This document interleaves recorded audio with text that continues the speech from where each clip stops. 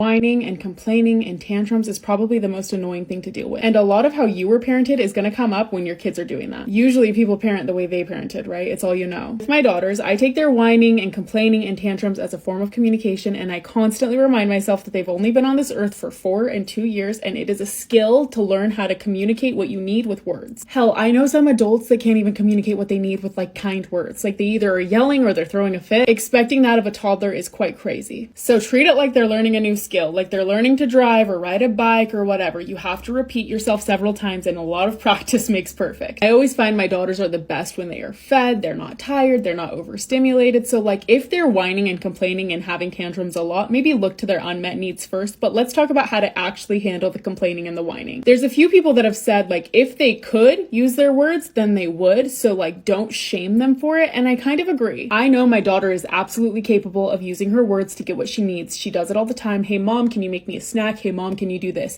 But sometimes it comes out in the form of whining. I like to keep things light and silly, and I say, oh, I can't quite understand you. Are you trying to make a request or ask me something? Usually she'll snap out of it and start asking. If it's a little more tantrumy than that, I let her know, hey, do you need help asking for something? And she'll say, yeah. And I'll be like, maybe it could sound like this. Mom, could you help me put my socks on? And then I have her repeat, Mom, can you help me put my socks on? And then I help her. Like I kind of just give her the words over and over. When her sister's doing something that bothers her, her favorite thing to do is, Aaliyah.